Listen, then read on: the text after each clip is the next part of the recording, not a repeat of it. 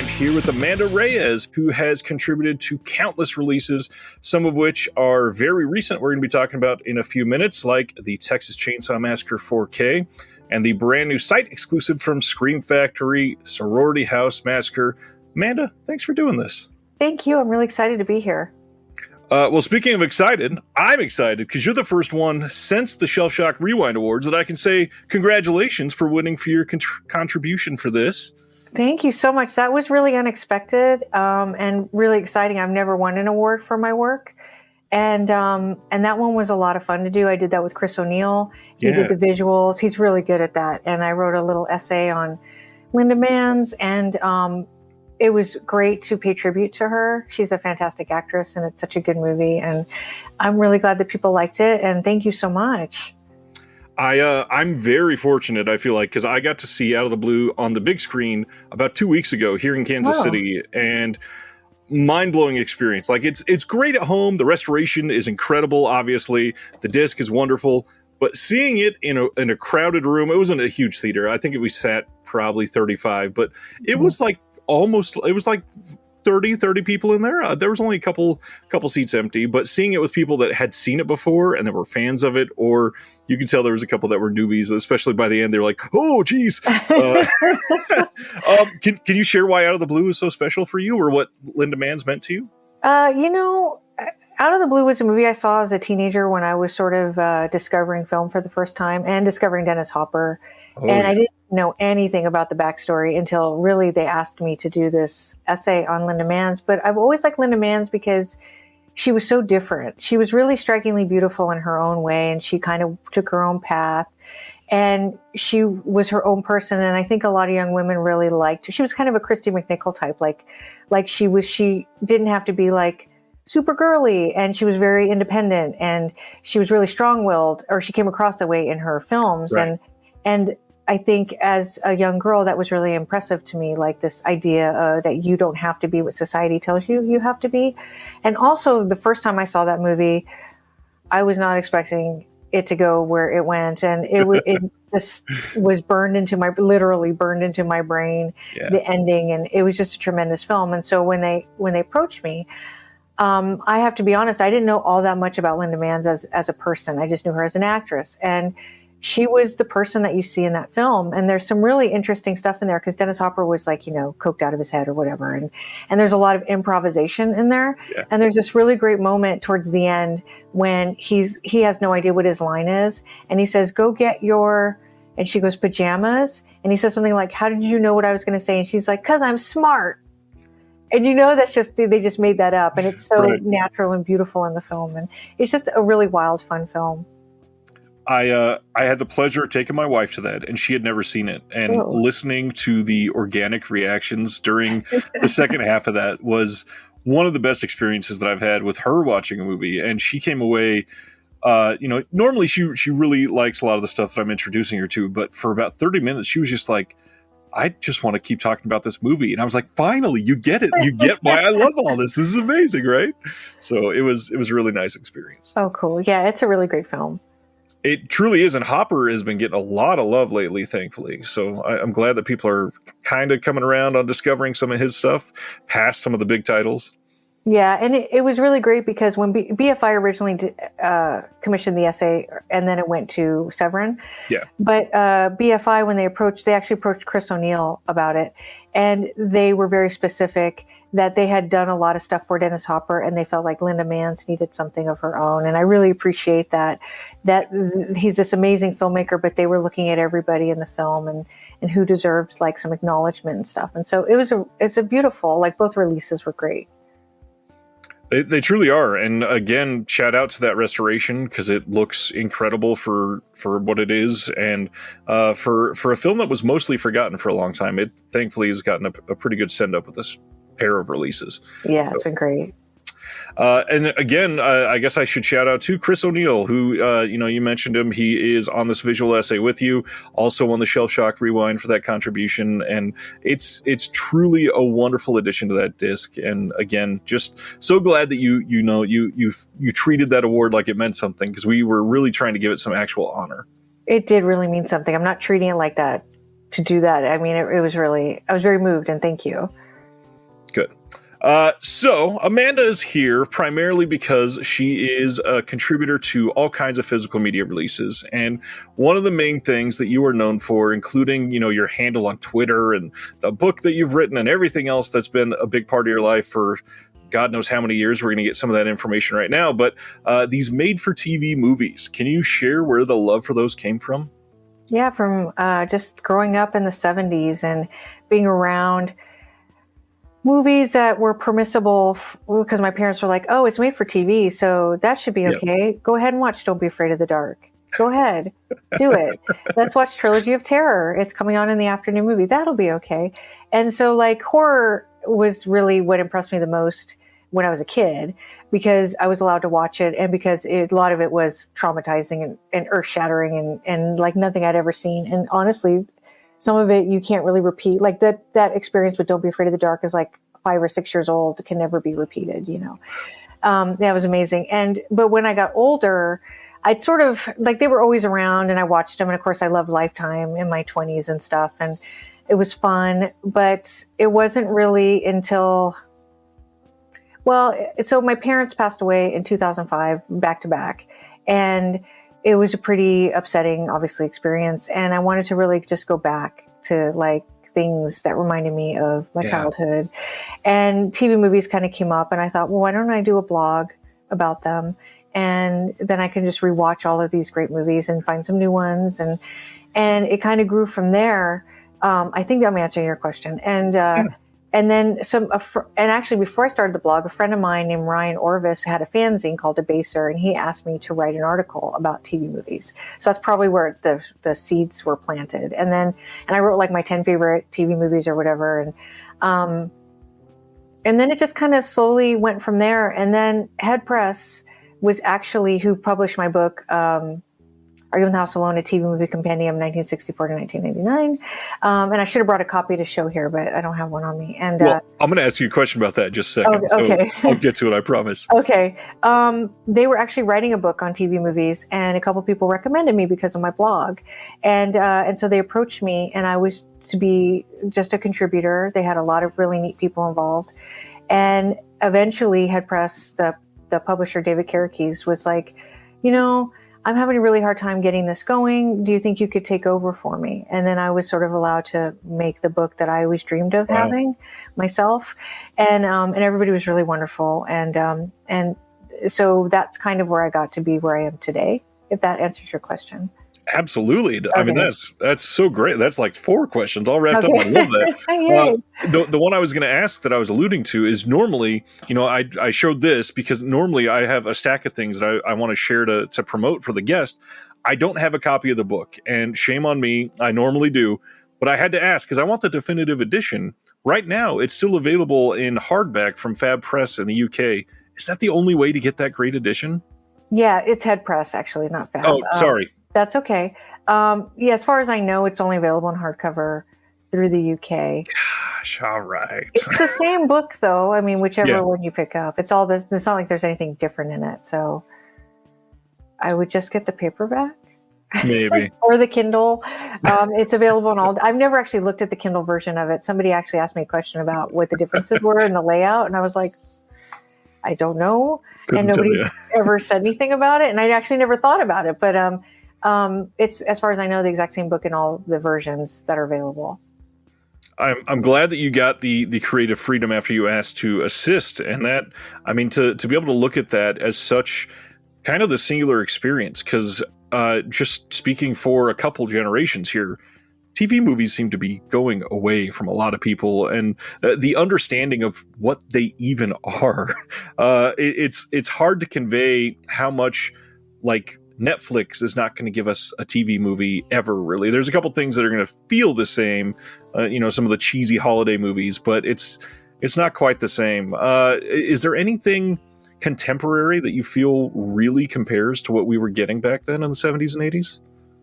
I don't watch that much new stuff, so it's hard for me to answer that question. But I will say I haven't seen past the first season, but I think, so essentially TV movies are definitely, movies made for television, and they're very specific, and they have a specific demographic, and they have all this and that to them. But really at their core, TV movies are about building community, just like all of television was, because back in the 70s and 80s, we only had 3-4 channels, right? If you count PBS and your local channel, maybe 5. And so everybody was watching MASH on Monday nights, because millions and millions of people. And so you go to work the next day and you're like, oh my God, did you see what Hawkeye did or whatever, Right. And we still do get that with some shows. I would say Stranger Things has been the one that I've seen that's been the biggest phenomenon. So even though it doesn't feel like anything you would have seen on TV in the 70s or 80s, I think it gets to the heart of community and bringing people together to talk about things and getting them excited and really into, it's almost like what I remembered when the X-Files first hit big. Yes. Like it didn't start big. And I remember watching it from the very first episode, but once it kicked in, it was like this, I'd never seen anything like that. And Stranger Things had that kind of passion behind it. And so I would say anything like that, where just anybody, where you can come together with different people and get excited about what you're watching. The Walking Dead. So these are TV series, some kind of veering off that, but anything like that gets people super passionate about something and brings them together to talk about these things and share, things that they like and dislike, and characters they love, and kind of sharing the heartbreak when they're not there anymore. Like with Walking Dead, I know there's a lot of that. Yeah. So I think that's really important. It's a great way to sort of have a collective catharsis in a lot of ways. And I think that's what TV's there for. I really enjoy your use of that word catharsis there. That is a really nice way to put that. And I mean, all of that kind of leads into one of the things that I was hoping to allude to, but I mean, you're kind of already there, is that currently in the last 10 or 15 years, and we're seeing it in movies and TV, I guess, but we're seeing this glut of nostalgia-based filmmaking, essentially.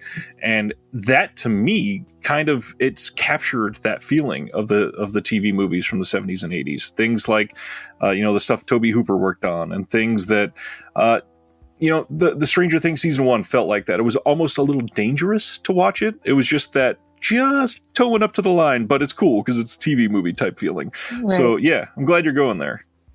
Yeah, well, I'll tell you, so just to get back to Walking Dead. So I don't really watch Walking Dead, but I went to a TV conference in the UK in, 2017 or 2018.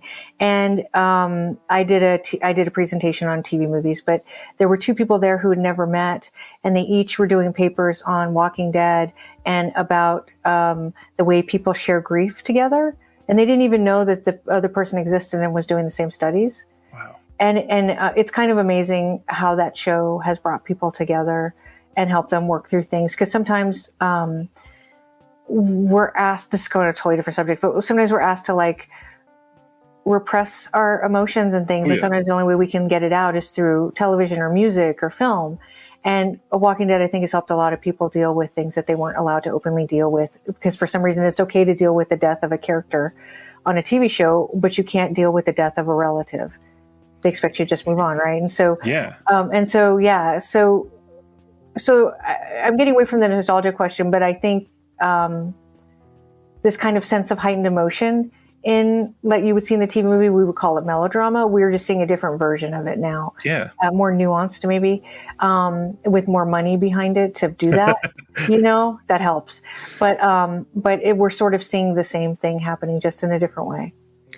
And you could honestly argue that for most of pop culture right now. And tying it to the whole nostalgia thing, the people that were nostalgic about these TV movies from the 70s and 80s, a lot of those people are creators now. So they're able to build these emotional followings, and we're getting things, conventions are more popular than ever. People going to just a Stranger Things convention when that's the only thing they're there for. It's hundreds of nerdy people loving the same thing, and nerdy doesn't mean the same thing as it did even 10 years ago. It is something to embrace and be happy about. Yeah, it's really amazing. And you're right, because I was going to horror conventions in the 90s, and when there were no really other women going at all, except me and a couple of women that were really into it, and then a couple of women that were girlfriends and some actresses, in LA. The brave ones. Yeah. And it's grown so much just from the Fangoria conventions I used to go to in the 90s, seems so much smaller than just all the conventions. I go to Texas Frightmare here every year, and it's huge. And it's also a lot more women and stuff too, which is really nice. It's just grown in a lot of different ways where it's I don't know. I think women have always been into horror. We could have that conversation. Oh, but, of course, yeah. But it's, for some reason, it's opened up. I think younger people are more, what's the word I want to say? Secure and like, I'm into this and I'm going to go 100%. And do this. Yeah. Whereas like when I was growing up, I so many times I would tell people I was into horror movies. It was always men, no offense, but they were always like, that's trash, right? Or my favorite was a guy actually yelled at me once because I told him I liked Herschel Gordon Lewis. And he said, oh, you've probably just seen like Blood Feast and now you think you're a fan. And I didn't even know how to respond to that, And now it's not like that at all. Like, I think that there's a real openness to accepting a lot of different kinds of people. Well, even if you had, that's totally valid. That can be somebody's experience where they see one of the movies and go, dang, I love this. I'm going to grab onto it. There's nothing wrong with that. And I think for years, the horror community somehow had a reputation of being very welcoming. And honestly, it's always been pretty gatekeepy. There's a lot of stuff at the heart of it that will fully shun somebody if they are a fan of the wrong slasher, if their favorite franchise is not the same as theirs. And it's baffling how much we've shunned people away from what could have been an incredible welcoming community for decades. Yeah. By the way, whatever your favorite slasher is, it's the right slasher. Exactly. It is, as long as it's a slasher. We'll get more into slashers because I'm dying to hear your take on Sorority House Massacre, which I don't have in hand yet. That's another one I wanted to have already, but it's still on the way. It's a good release. I can't wait to see it. All the screen caps look fantastic compared to that old blue. I really want to dive in, if you're okay with it, that emotional vulnerability and just seeing how you've seen I feel like I just said the scene 14 times, but seeing how you've seen the scene grow since, the 80s and 90s, because again, these people that were shunning others from the community are now being forced to be a little more welcoming because the younger generations are not, they're intolerant for intolerance. And it's created such a loving, super welcoming environment for all of these new younger fans. And I'm just grateful that I'm alive to witness that right now. Yeah, it's really amazing. And I'll tell you, like, younger fans are really interesting. So when I went back to school as an adult, and I went to a 4-year college that was an all-girls school. And I was one of the oldest people there. And there were some really interesting young women that one of them I still keep in touch with, who they were like into everything, like all the old and new. Like we have this idea that like millennials and everything are like, oh, I just want what's coming out now and all this old stuff sucks. No, not true. And I actually gave a presentation in school on this movie called Crawl Space, which is a 1972 TV movie that I love. And this girl, 20 years old, comes up to me and she said, I love that movie. My parents showed it to me and I'm so glad you gave a paper on it. And I was blown away because it's this pretty rare film. And she loved it. We had a conversation about it and it was really cool. And, I really like the young people that are getting into all this stuff because they have so much. The thing about horror is that there's so many different things to get into. If you're not into slashers, maybe you're into Hammer, maybe you're into monsters, or thrillers or Silence of the Lambs type films or whatever. And so there's something for everybody, but like young people have like all these decades now of stuff to just like consume. And a lot of them are very open to like going back and like, Psycho's the shit, I'm not going to, it's truly a great film. And instead of being like, oh no, it has to be made like within the last 5 years for me to like it. You know what I mean? Yeah. They're really open and it's great. I feel like 8 to 15 years ago, a lot of people were mostly stuck in the here and now, but just naturally this up and coming generation seems to be just digging for the roots more. They're more apt to find out the inspiration behind their inspirations, which isn't entirely common, actually. I'll tell you where I think, I don't know how to answer this question, but like, I want to say a couple things. So I think physical media has helped with that because they do have all these things that kind of give context and information about these films. But also I think we live in a time when we feel like we have everything at our fingertips. And, yet TV movies are really like one of the last frontiers of like lost film. Yeah. And so I think that's where a lot of excitement for the TV movie comes from, because people of all ages are like, oh, that sounds really good. Why can't I find that? What happened? And so people who are into watching everything, like TV movies have become like a big like golden chalice for them, like certain titles and stuff. And I think that that's really helped the world of the TV movie as well. It's a good point for sure.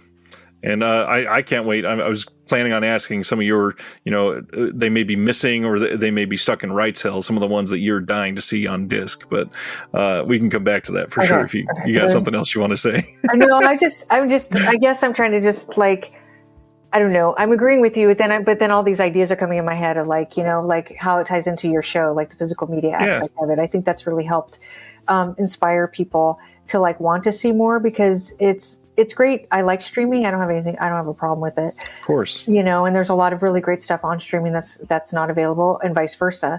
But there's something about getting something that has like all these neat extras on it, like interviews with the actors, a good commentary, liner notes. Sometimes they'll republish old articles or something like that, about the film. And it's really cool to have like not just the movie, but like so much around the film to help you sort of flesh out these things about the movie. And it enhances your viewing of it. And the enhancing of the viewing is something that we've talked about on here thousands of times. But because I'm just going to be completely misogynistic here, because I am a very white man, I don't have all of the experiences of all these people around me. And I'm so grateful to have people like you to broaden those horizons with something like Out of the Blue, or even one that I am super excited to hear, Texas Chainsaw Massacre, that you recently got to do in the house. I mean, how freaking cool is that? Yeah, I feel like that was Bill's idea. And then he just called and they were like, sure. And it was like nothing to get in the house. And we were kind of surprised. And and it was really exciting. And we've both been to the house before, but literally the lady that let us in just left. She's like, here, she opened the door, set us up, and then said, just call me when you're done. And we were like, okay. And we were there quite some time. It took a while for us to get that together. But it was really magical. And they have this like doll of Grandpa, and he was sitting across from us while we were recording at like the little bar there. And it was really fun and a little creepy, and pretty neat to sort of be there where all of the magic took place. Yeah, it was really exciting. While discussing that, I imagine there had to be some moments where you're in your feelings for sure. Oh yeah, it was just like we were in awe to be there, and just to be on the property, and then to be watching the film while you're like talking about it in the house that they shot it in. And I don't know if you've ever been in the house, but it's kind of small.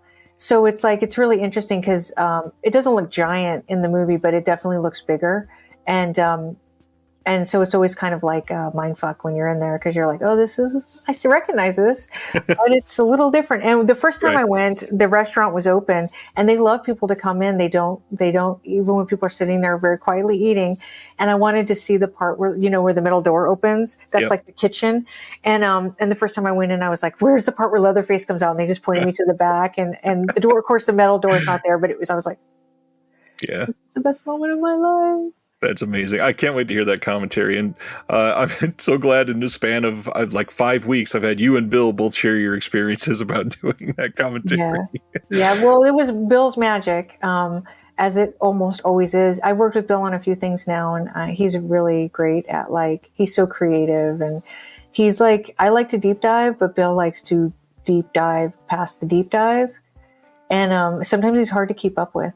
His ideas just come like this, and it's amazing.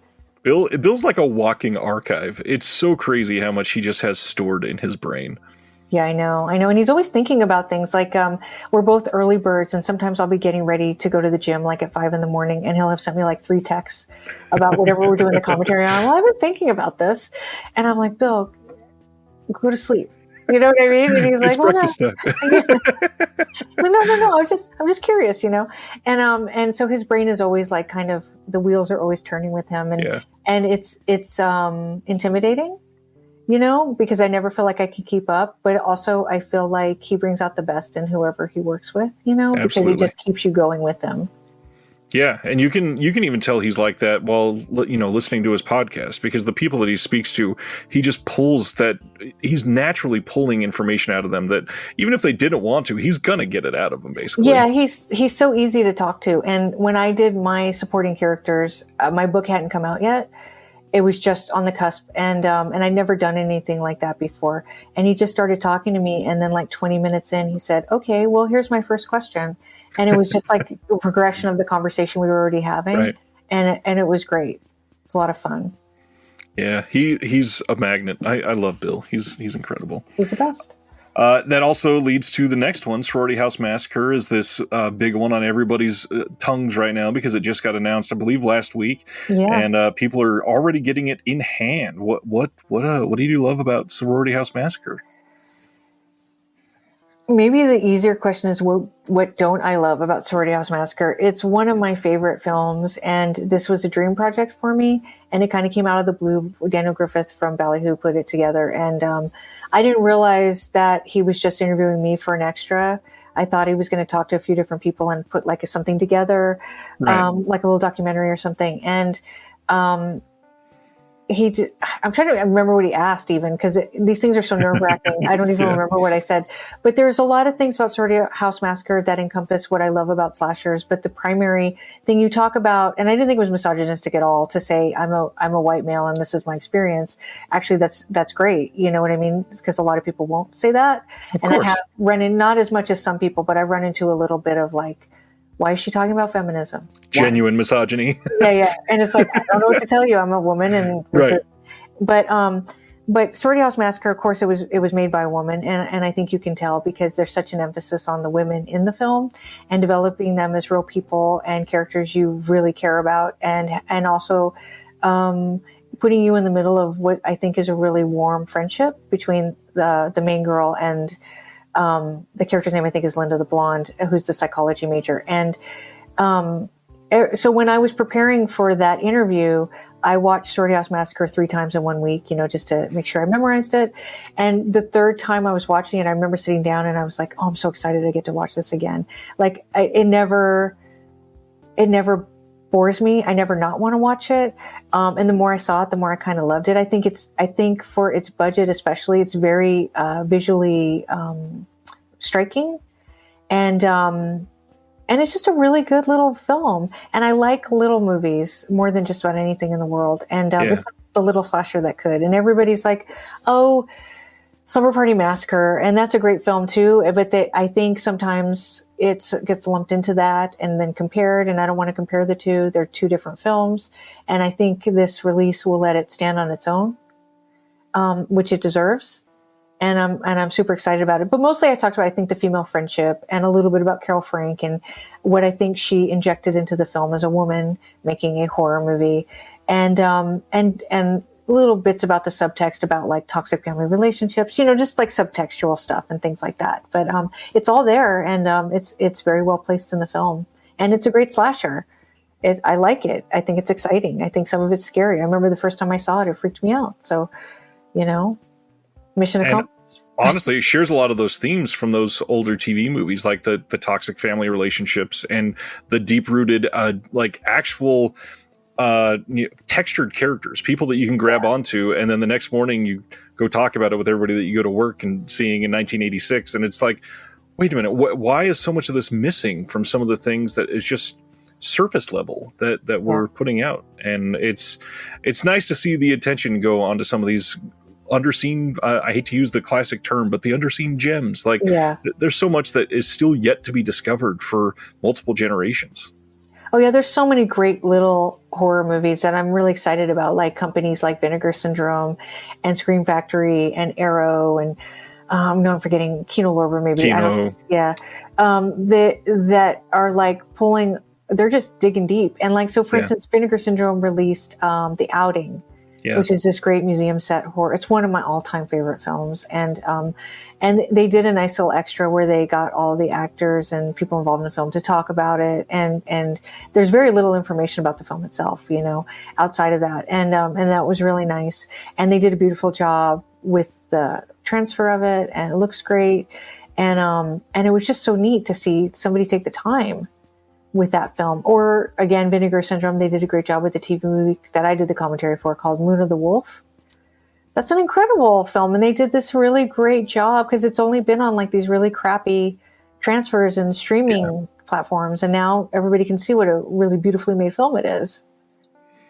That's the biggest thing for me with some of these, because there's so many big names attached to these older TV movies that I don't think people realize that they had filmographies outside of the major films that get a lot of attention. And my go-to is Tobe Hooper, and things like I'm Dangerous Tonight, people just didn't even knew existed outside of some of his other stuff. And to see his cinematography still shine on a great release from Kino, it's like a gift, and it's just incredible to see that they get attention on something like that. Or like you brought up Vinegar Syndrome, Fun City Editions was a partner label of theirs, and they put out that TV Primetime Panic box set, and they've got another one coming supposedly. They do.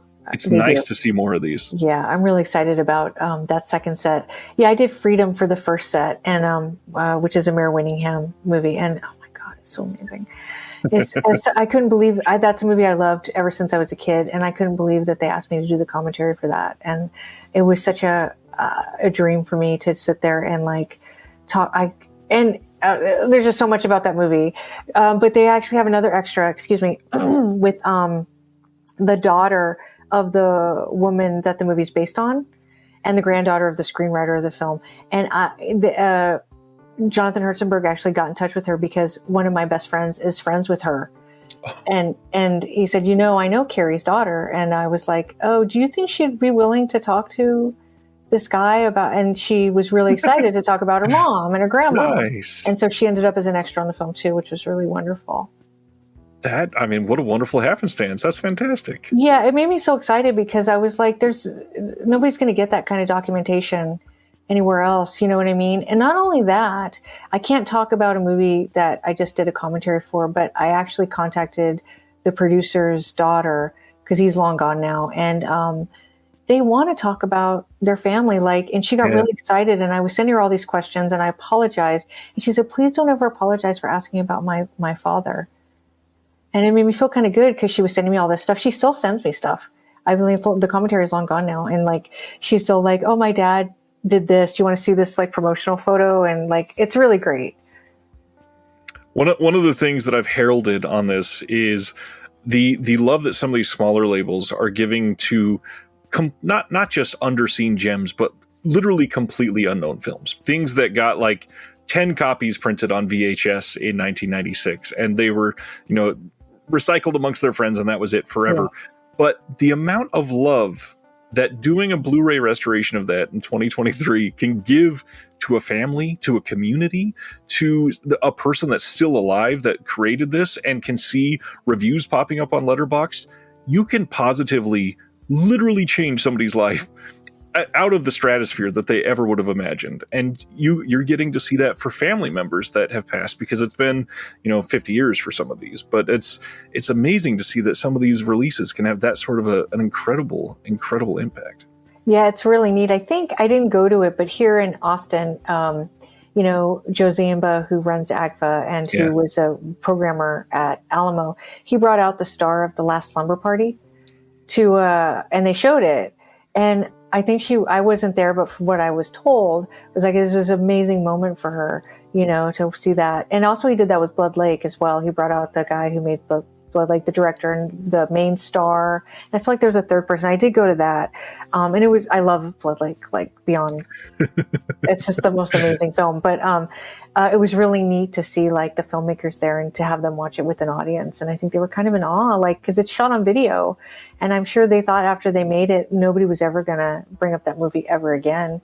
And here it is on Blu-ray now, I think.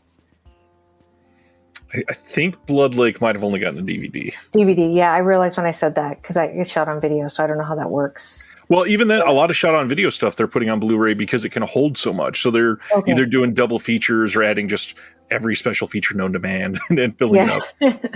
But it got a nice release, and it was cool to see it. I've seen it twice on the big screen now, believe it or not. That's awesome. Yeah. Oh my God, I love that movie. And sometimes I just watch it for fun. Like it showed up on Tubi, I think, at some point.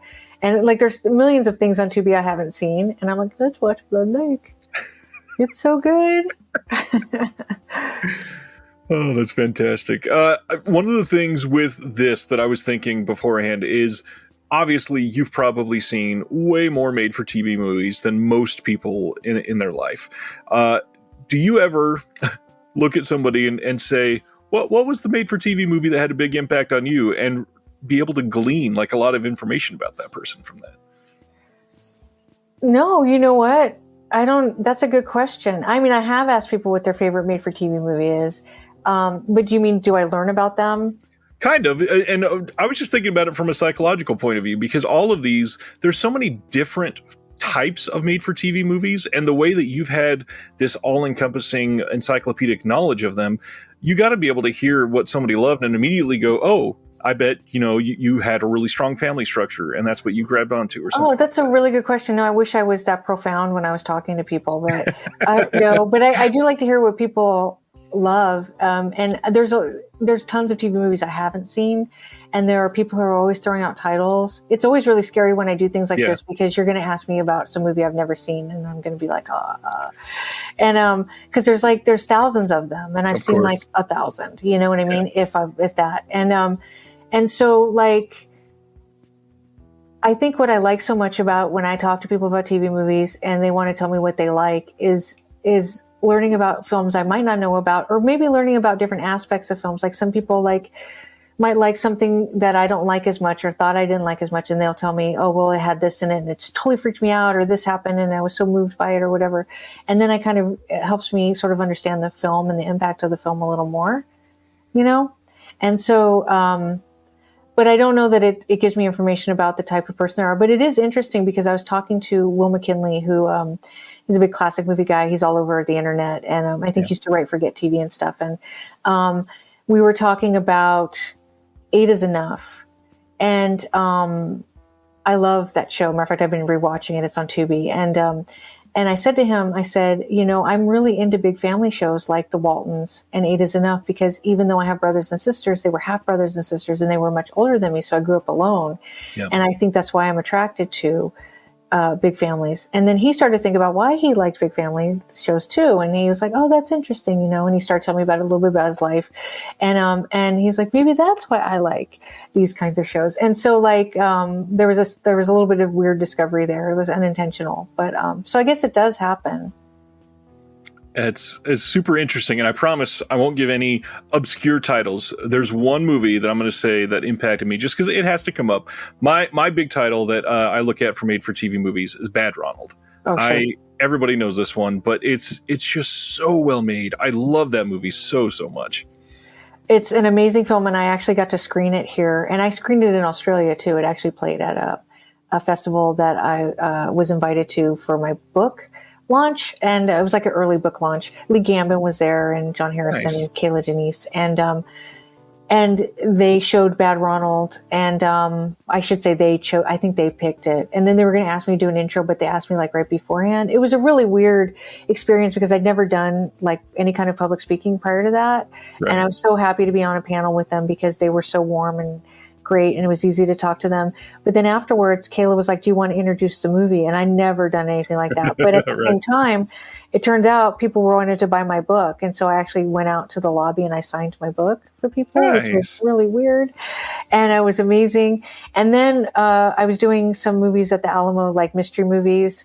And one of them was Bad Ronald. And so I got to show it. And that's an interesting movie to watch with people who haven't seen it in 2023 because it's borderline. Like for me, yeah.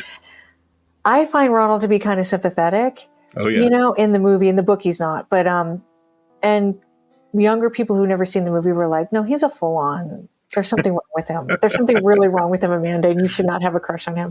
And I'm like, well, no, I feel bad. And so they're like, no, don't feel bad for him. And so it's just kind of funny that I think how the way people perceive him now is so different than I think we thought of him in the 70s. And that's the crazy thing, though, is in the 70s, for a made-for-TV movie, there's a lot of nuance to this character. He can be sympathetic, but also kind of a piece of shit, and just really not have a lot of redeeming qualities, but also go, I mean, he's also a human. Why is his mom treating him like complete crap? Yeah, I think the mother relationship really is where I get the sympathy from, because he's really been sort of trapped into this. Exactly. And she hates men because of her husband leaving. And I wonder why he left. And you know what I mean? She's not that nice. And so he has these ideas of what he wants to do. And she's like, no, you're going to do this. And then, but he's never lived anywhere outside of like this weird little bubble she kept him in. And so when he's on his own, he doesn't really know how to handle himself. So he gets lost in fantasy. And who doesn't do that when they're depressed? You know, I mean, Exactly. He crosses some lines, but I think that the where he ultimately begins that part of his journey is pretty relatable, I think. Well, we shouted out Bill Ackman earlier, and you just mentioned him. I got to just give a moment to it. How awesome is Lee Gambin? The dude is such a wonderful, passionate person about film. Yeah, I watched your interview with him. Wonderful. And boy, he's such a talker, and I'm envious of him because, like, one day we had a Zoom call, and because I hadn't seen him in a while, and he just like goes, yeah. and what I love about it is he like just says profound things without even realizing that they're profound. Like his understanding of film is so intense. And we were talking about something and he just said something and it was like, whoa, he just said one sentence and that encapsulates all of the emotion of where that film, you know, where it comes from in that film. And it was like amazing. And when I did that panel, what I remember most about it was I had never met Lee before, and he's a very larger than life kind of character online. And I was sort of scared because I'm very introverted, and I was like, I'm not sure what this is going to look like when I meet him, you know. And he was so warm. We went and had drinks, right? I got to Australia, and he's like, come and meet me, you know, at this bar. And instantly I felt like I'd known him forever. Nice. You know, and it was great. And so when we did that panel, it felt so good to be there with him because he is so warm and inviting and smart and gregarious, you know what I mean? And it was amazing. Yeah, he definitely knows his stuff. That's hard to argue with. Yeah. Sorority House Massacre, obviously, you seem to be somebody that can truly geek out on that movie, like a few of us. What are some other titles that you've never gotten a chance to that you would love to get that moment of putting the Amanda Reyes stamp of geeking out on a title like that? Well, so I've done a lot of dream projects. I will say Toolbox Murders was like my dream. Mm-hmm. It was high up there on my bucket list, and I was able to do a video essay for that as well. It's probably going to be my favorite project ever. And one of the most exciting aspects of that was that I was dealing with somebody at Blue Underground, and they showed it to William Lustig, and then they gave me his feedback, and I was so excited because he's my idol. And so I've done a lot of movies, but so Scream Factory actually released Killer Party a while back, and that has been one of my ultimate films. And I feel like I would just love to do a commentary for that. I don't know what I could add to it, but like, I just love that movie so much. Right. Prom Night would be a great movie. So we were talking about how this idea of catharsis and stuff. Prom Night is probably one of the greatest horror films that really tackles grief in a very realistic, kind of really amazing way. And I would love to talk about the certain aspects of that film and how it speaks to people. Over the years, that's a really interesting film because when I first saw it in 1980, it was just kind of some slasher, and it never really seemed to get a lot of attention. And now, slowly over the years, it's kind of rising up as one of the best from that era, and deservedly so. And that's really exciting. But that's had several releases and nothing's ever come of it. Like I've never been contacted. And I think I tried to get in on a release and maybe it had already gone too far and I couldn't get in on it. But for TV movies, I think my ultimate would be, there's a movie called This House Possessed with Parker Stevenson. And I've actually interviewed Parker Stevenson for my podcast. And He was really gracious. It was really nerve-wracking. He's my dream everything. And he was really nice. And I would love to do a commentary with him and Lisa Eilbacher, who's his co-star. She's also in Bad Ronald. And so we could talk about that. But to like moderate something with them would be really amazing, because he actually has a really good memory of making the film, considering he did it like 40 years ago, and also that he was probably only on set for like 2 weeks. You know what I mean? His memories of it are pretty strong, and he gave me a lot of information. There's a lot of TV movies I would like to do commentaries for. Some of them have already come out, like Dark Knight of the Scarecrow. I'd like to do something on. I don't know. I feel like there's such a long list. The Outing would have been one I would have liked to have done something on. Yeah. I don't know. There's just a ton. It's a lot of times, though, I'll be honest, like sometimes I get approached for movies because it's a TV movie or something, and I like it. I won't ever take a movie I don't like, but sometimes when you're doing these movies, I guess a good example, it's not a TV movie, but a good example would be I did the commentary for Lipstick, which is, you know, a Margot Hemingway kind of rape revenge movie, and I did that with Justin Kurzweil from The Hysteria Continues, and I had no idea when I accepted that film how moving it would be for me to work on that and to like dig into Margot Hemingway's life, which was really tragic. She committed suicide in her 40s. And I actually, after I finished the commentary, we turned it in, and I actually went to LA and I went to the house that she died in. And I stood outside it with a friend of mine who turned out to be a huge fan of Margot. I didn't even know. And he was like, "Oh my God, I can't believe you did that commentary." And so we went together, and it was funny because we went back to his house, and he'd never seen Killer Fish, which is this great movie that she's in that I love, with Lee Majors. And we were watching it, and he said, "For as long as I live, I'll never forget us standing outside that house together." Wow. And it was like this really, and I didn't expect when I signed on to do that commentary that it was going to have that kind of impact on me, you know? And so it was such a pleasure for me to like do that and hopefully like reappraise her career, because she got really raked over the coals when that movie came out, and undeservedly so. And it felt really good to sort of like be like, no, she's actually really good in this, and this is actually a really good film, and it's really important, and this is why. And so that felt really good. So, so I have like dream projects, but I think what it comes down to is I like to fall in love with my subjects. Yeah. And a lot of times I won't even know that I'm going to be in love with the film until I start diving into it, and then I fall in love with it like completely as I go along. Wow. Yeah, that's deep. And it really ties into kind of that idea of grief that you brought about, because when somebody is close to somebody as a person and they lose them, there's this, you know, obviously massive hole in their life, but the work that accompanies that can have different types of effects on people. And the way that some of these films are made, like obviously, you know, we both clearly love horror, and there's a lot of horror aspects in these films. But one thing that's always not sat right with me is that I can't imagine what some of these characters go through the minute the camera turns off in this fake made up reality, like the grieving of, oh, all of my friends and family are dead, or I'm alone in the forest now, but I'm safe because the killer is dead. Great. My life isn't better at the moment. You know, my life is awful. Dude, I always think at the end of the Funhouse, when you see Elizabeth Barrett leaving the Funhouse, and it's like, oh my God, why? It's just, why even bother? Or Texas Chainsaw Massacre is another good example, but like, it's just, everybody's gone, you know what I mean? And like, how do you survive past that? And that's interesting, because when I went back to school, my faculty advisor, she had a very conservative viewpoint of horror films, and she was always talking about that aspect of like beyond the credits. And she's like, but they've lost everything. Yeah. I'm like, well, yeah, they have. It's so horrifying. But I mean, it's also like, it's kind of important though, because we're talking about that catharsis, and I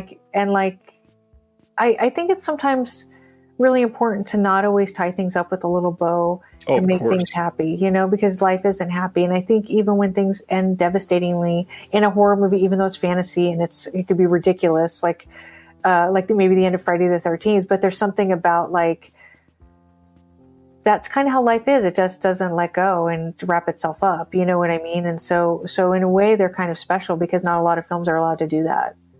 Right. And I mean, earlier in this, we had discussed emotional vulnerability. And the way I've always attached to horror is that it is, it's an invitation for me to feel feelings. And for somebody that is, raised in a house by a very conservative man that sees me, who is growing up to be a 6'5" giant fat white dude, I'm not supposed to be sad. I'm not supposed to be afraid. I'm not supposed to be meek. I'm only supposed to be a strong, commanding, controlling voice. And I don't feel comfortable there. Not everybody feels comfortable with that type of a thing foisted upon them. And if I'm invited to languish in some of these feelings, damn it, I might just fall in love with that feeling. That's good. Yeah. So I think you're bringing up a lot of really important points for film in general, but I think horror, because it's allowed to do things a little differently than like a drama or a comedy, or other genres, that we're letting people experience things, like I said earlier, that they're sort of been made to feel like they can't experience or express. Yeah, that's exactly what it is. And that's why those films are so important. And I guess TV movies too, in a way, because, TV movies do have a lot of very pat endings, not all of them. But they do also work in melodrama. And I've made a lot of arguments about how melodrama is important and it's a lot like horror because it's about heightened emotions, and horror just does it differently. But melodrama, like, I love soap operas. Soap operas so they're ridiculous, but they're all rooted in something really relatable. Like, for instance, I don't know how well you remember when Days of Our Lives had that Satan story. I've watched Days of Our Lives every day for years. And so I don't know it that well, but I know that one of the characters blamed himself for leaving Marlena kind of open to the devil. And he did it. He did these things to her because he loved her, and they ended up being really toxic, bad things. But he kind of admitted it. And I loved that, even though like she was like, I don't know, levitating and her eyes were like pulled back and everything. But it all came from a place of like, this guy who loved her but made it abusive, and that's something we can all relate to on some level. We've probably had some experience with an abusive relationship of some kind. And I was like, wow, that's what soaps do, and that's a really amazing thing that they're allowed to do, and if people are, I know everybody watches them differently. I know I go a little deep with them, but so melodrama is a really important thing. And there's a lot of melodrama in horror as well as other heightening of things with the violence and stuff. So it allows you to, definitely like traverse these different emotions and safely. And also, if you want to let them go at the end of the film, you can. If you want to, like you said, linger with them, which is amazing, you can do that too. Obviously, they're extremes, but a lot of those melodramas, they're textbook examples of how to process emotions. And it's important because not a lot of people have that teaching at home, or even have a healthy emotional household to see genuine processing of emotions. Yeah, there's a movie, and I just revisited it recently, called The Suicide's Wife with Angie Dickinson. And it was directed by a man named John Newland, who did a lot of, like, he did One Step Beyond. I don't know if you know that anthology show. He directed it and starred in it. And he directed a lot of TV movies. He Don't Be Afraid of the Dark. But The Suicide's Wife is like probably the most accurate depiction of recovering from a loved one's suicide that I've ever seen. It's really raw. And TV movies, because they are domestic set and because the demographic is generally women aged 18 to 49, they're sort of allowed to be like more emotional, and they get like a more creative license with it. And it's an incredible film. And underneath it is the message that sometimes you're never going to know why somebody did something that awful. And that's just it, and it doesn't try to like make it nice or, or sew it all up at the end. He was, because there's the character goes through all these different things. Like, she thinks her husband's gay, and he actually had this gay friend, and he's like, no, your husband loved you. He just could talk to me because we were peers. He had this book that he was trying to publish that wasn't going anywhere. She thought it was that. So all these different avenues she would go through, and she found out it wasn't really one thing. It was probably a lot of everything, and it's a hard lesson, but it gave people, I would think, who had gone through something like that, maybe some comfort, and it's kind of a really important film, and it's also a really lost film, which is really upsetting to me because I think it's one of John Newland's best, and And so anyway, TV, that's just an example of like dramas that were really amazing, that where you could like experience these things. And also it gives you a venue to look at these things that nobody's talking about. Nobody talks about suicide still. It's still stigmatized, right? And so it's a really great venue for that too. And the hard part, I mean, a lot of these things, you know, the Saturday morning specials or the after school specials, or there's like 15 different kinds of specials, whatever. But they all have these things that were there seemingly to talk about things in a way that people could realize I'm not alone. And that's the way that it created that. We're still having trouble communicating that with people nowadays. But the hard part is, no matter what the story of these were about, most of us were affected by one of those things one way or another, which made them so special, because it was just this human story at the base level. Yeah, TV is really good at that. And it's interesting that you bring up the after school specials. And the other one I'm thinking of is this CBS School Break, which I kind of like more because it went crazy. They had some dark episodes. But one of the things that struck me about the ABC after school special when I started learning about it was that they had a set of rules for the shows. And one of them was that the adults could never come up with the solution. The kids could come to to their adult figures for guidance, but the kid ultimately had to make the decision. And that was because that show was targeted at kids, and it was so that they could learn to make choices for themselves, and smart choices. And also that they could lean on certain figures, adult figures, but ultimately they could make the right decision if they needed to. And I was like, wow, that's really amazing. I didn't even realize that till I read about it. But that's clearly, when I think back, and I watched not all of them, but a huge portion of them, that's exactly what they were doing. Interesting. Wow. Yeah. That's something, I mean, subconsciously that has to mean something, even if they don't point it out. That's really empowering. That's amazing to hear. Yeah, it's really cool. And that kind of ties back to when I was talking about the demographic, excuse me, of women aged 18 to 49 for television. So many TV movies were targeted at women and telling women's stories. And they did it in the genre film too. And a movie, I think I talked with Erica about this on Unsung Horror, so I'm going to be repeating myself if anybody listen to that. But the one movie I like to use as like a genre film, I like to use as an example, is a movie with Valerie Harper called Night Terror, which also came out, I think, through Scorpion, and Dan Budnick and I did the commentary for that. But one of the things that I love so much about that movie is it's about a housewife who's being kind of made to feel like she's nothing more than a housewife. And then she witnesses a murder, and then it's a chase film. And as the film progresses, she grows as a person. And there's this line, and I can't remember, there's two versions of the film, and I can't remember if it's on the version that Scorpion released or not. But there's this line she has where she says, her husband at the end, he has no idea what she's been through, and he's talking to her, and he's like, God, I feel so bad making you go across the desert by yourself. You must have been so scared, just not realizing that she'd been chased by this murderer. Right. And he said, you know what, you're no Gloria Steinem. And she said, no, you're right, I'm not yet.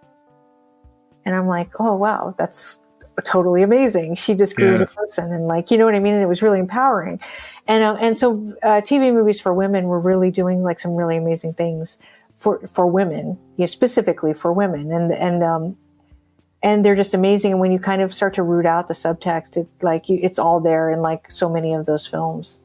Oh yeah, a lot of them were exceptionally progressive. There's things that, especially in mainstream film, they weren't willing to show or talk about for decades, and in many cases still. But the fact that you could find them because the audience they were essentially trying to sell things to through advertising through these, they were somebody that was going to be more interested in that progressive feeling. So it's an amazing gift that we've had. Yeah, it's the only place that's really catered to women in any way that I can see. In film. And so, yeah, it's really important. And just like I have all these movies in my head now, I just feel like, like all kinds of things. I do this on my Twitter and also on my Facebook, my public Facebook. I've been trying to do this thing and I've been able to do it every week, where I pick like an underrated TV movie that I think deserves a little attention. And one I talked about was a movie called Anatomy of a Seduction, which is basically about an older woman having an affair with a young guy. He's like 20 and she's 40. But it's more than that. It's about a woman in 1979 or 1980 when they made it, who is a single mother, and she wants to and a businesswoman, and she wants to start living outside of these boundaries that we had for women back then. She's more than just a mother or an ex-wife. You know what I mean? She's an architect and she's a beautiful woman and she's vibrant and she's relevant. You know what I mean? And that's what those films are saying.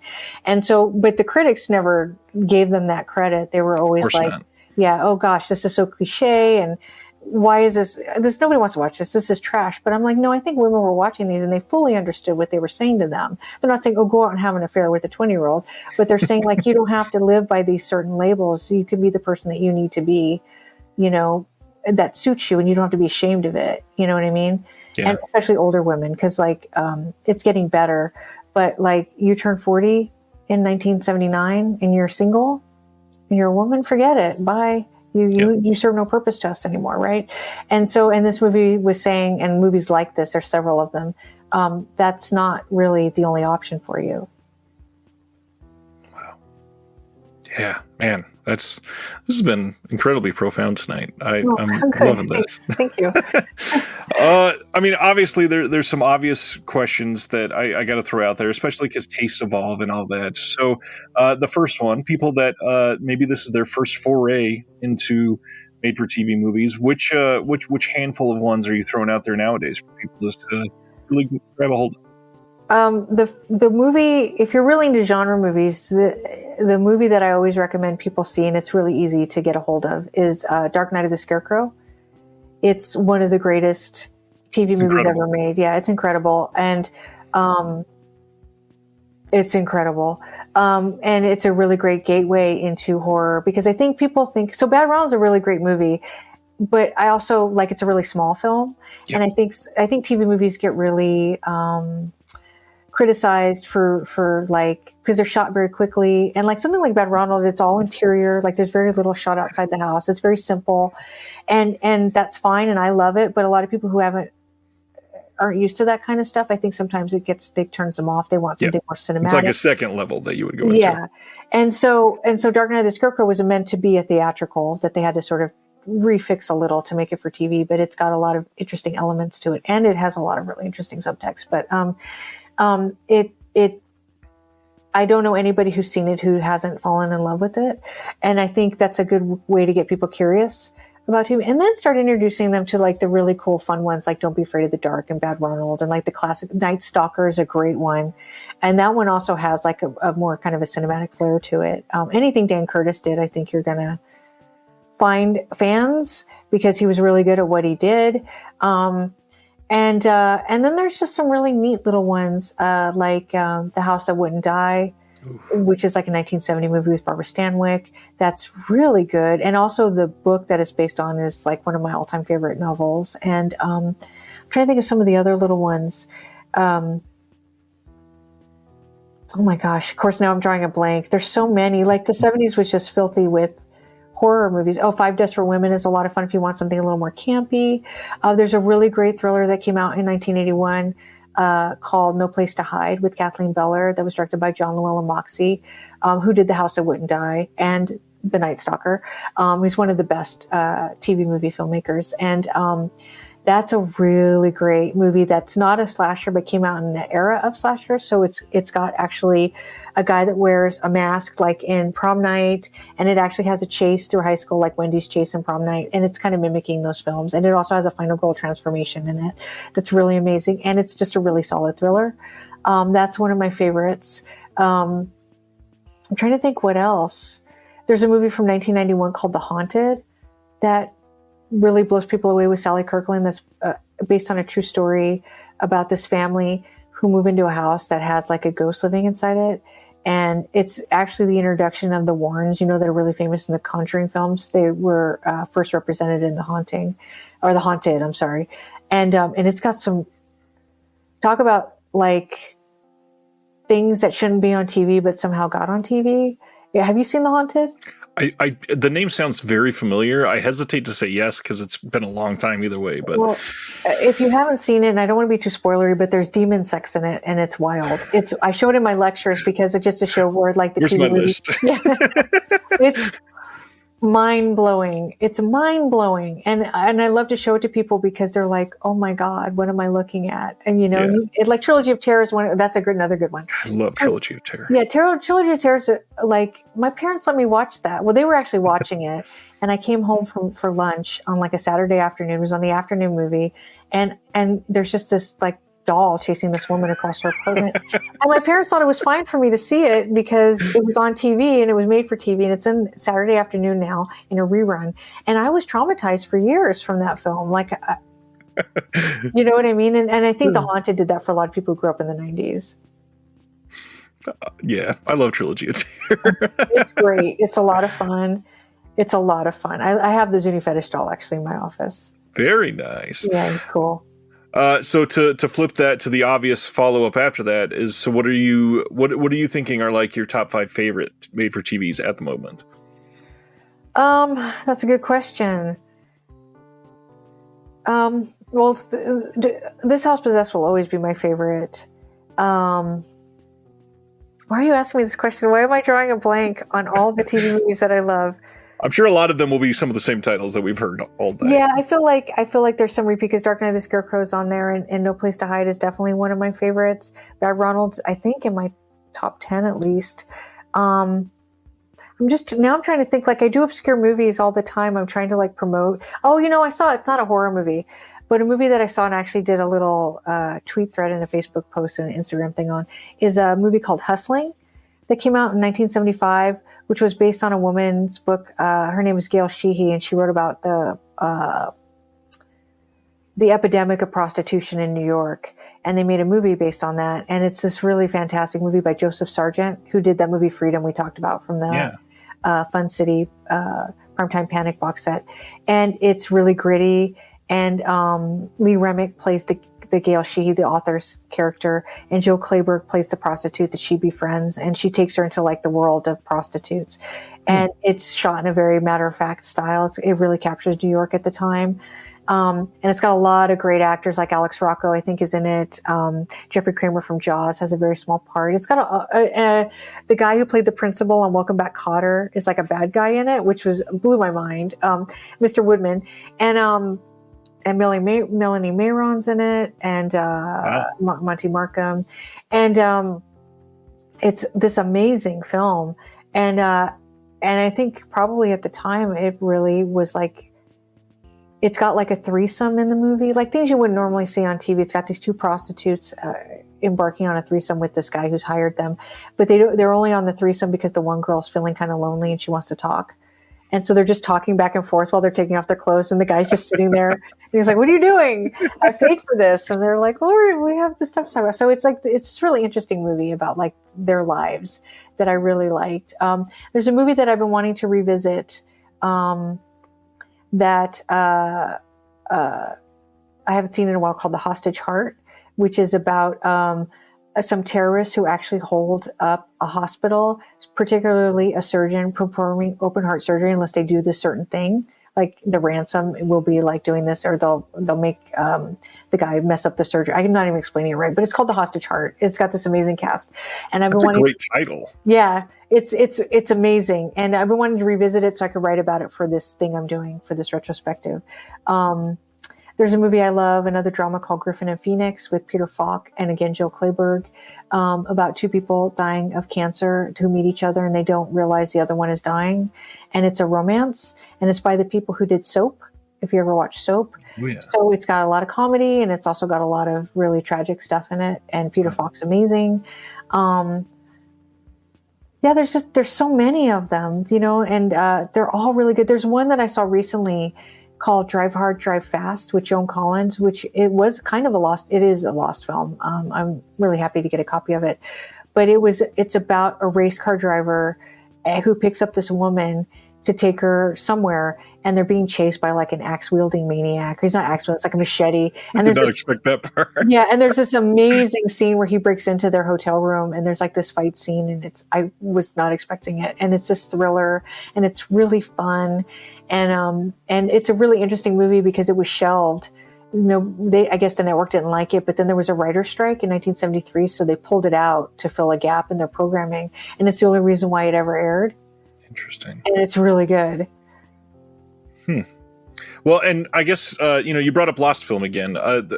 The question that us that love physical media have to ask: do you happen to know why so many of these are lost? Is it because of elements? Is it because of rights? Is it because people recorded over stuff like they did in the UK for so long?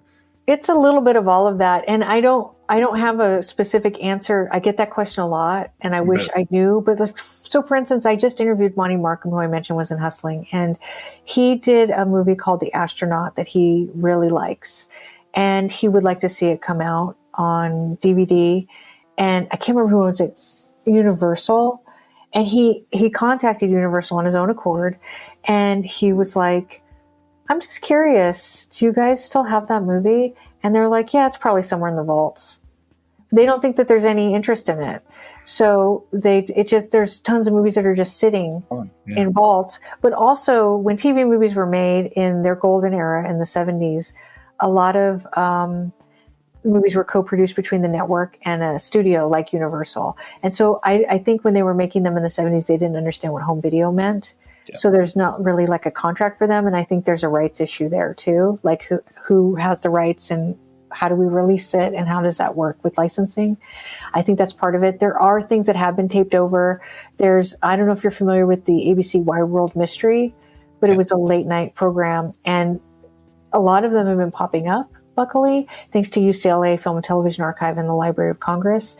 And some that have just shown up, but on 16 millimeter and stuff. But most of them have been lost, and I think some of them were wiped, and they're just considered gone. And that really breaks my heart because some of those.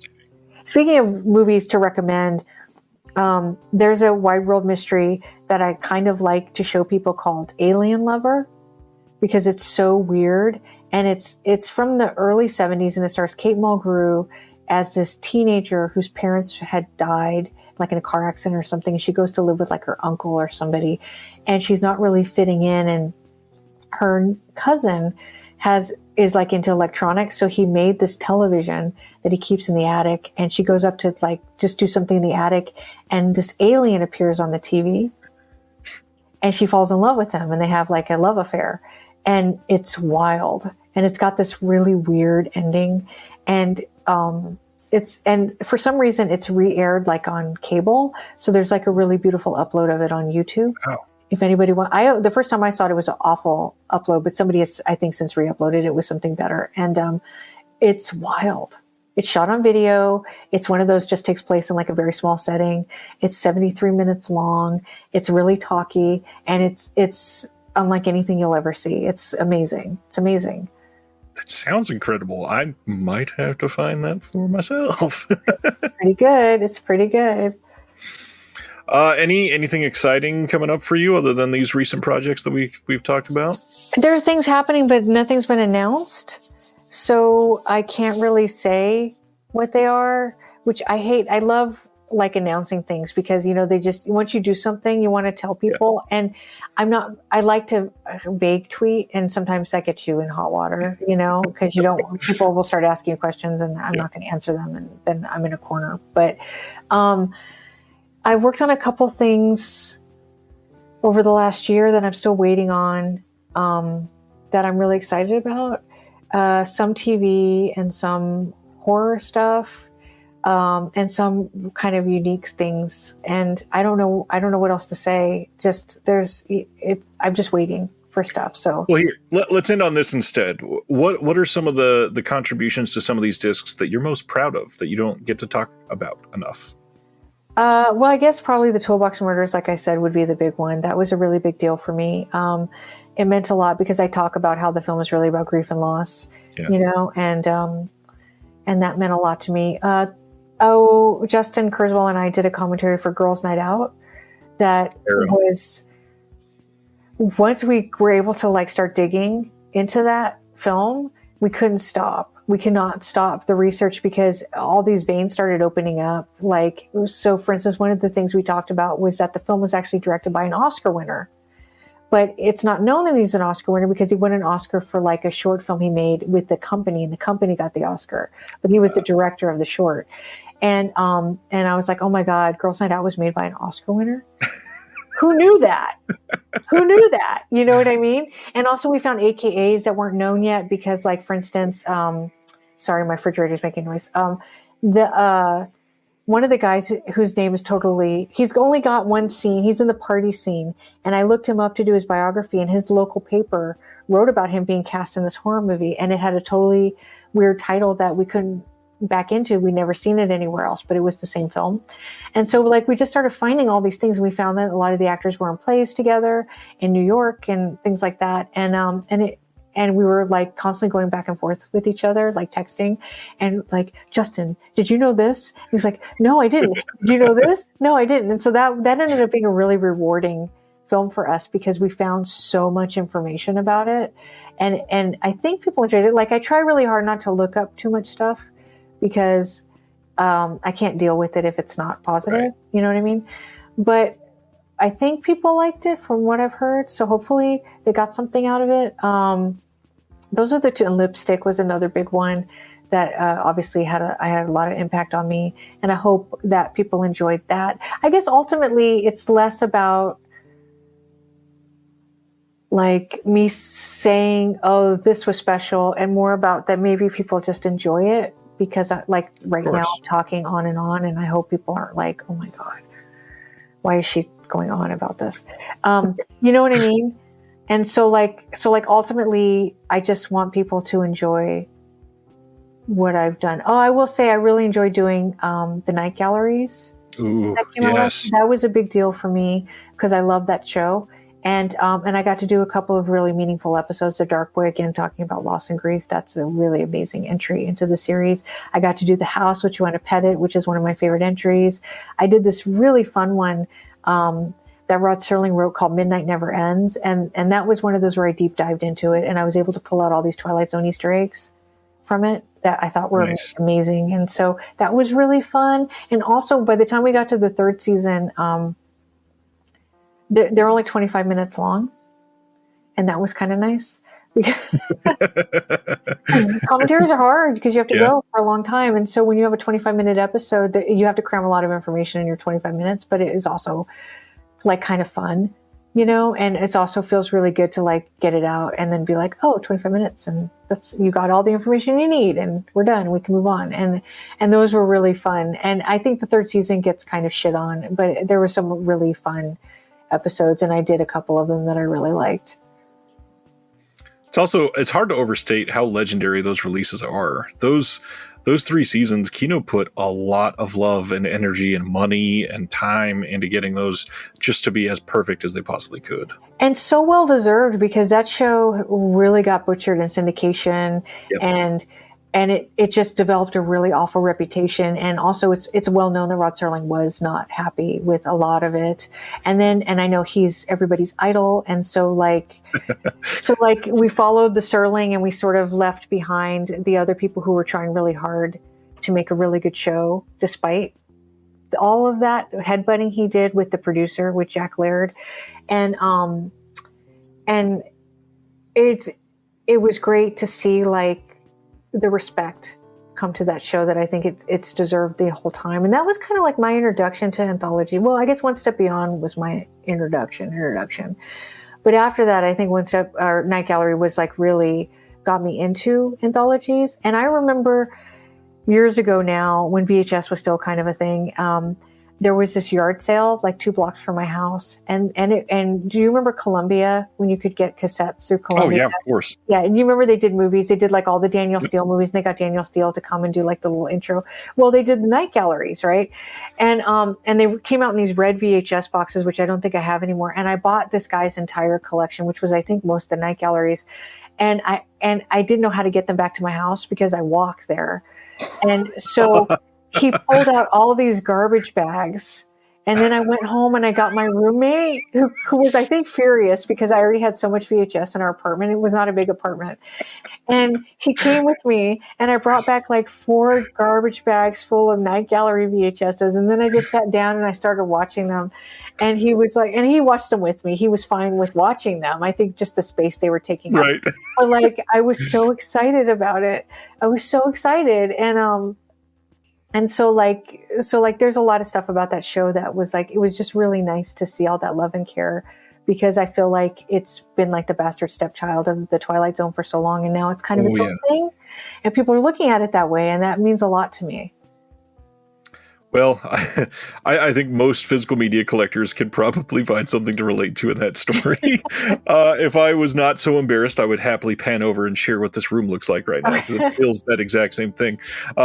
But just to kind of end it, like the companies like Kino, Warner Archive, which didn't get a mention earlier, Vinegar Syndrome doing some stuff, Fun City, Arrow getting some of these smaller titles out there. It's amazing that we are getting some of these that have been forgotten, have been sitting on a shelf for decades, have never had any release. And I hope that they keep coming out, and I hope that they keep turning to you, because you are one of the more valued voices in the community doing it. And I have a Patreon, and I have a Discord that's a part of that. And one of the things that I do is I ask people for questions, and I had multiple people that helped contribute to these tonight, because they seem to really enjoy you and really look forward to getting stuff from you. I know when Sorority House Massacre got announced last week, and I did my weekly live show, there were multiple people in the comments that said, I'm buying this simply because Amanda's on it. Oh, that's so nice.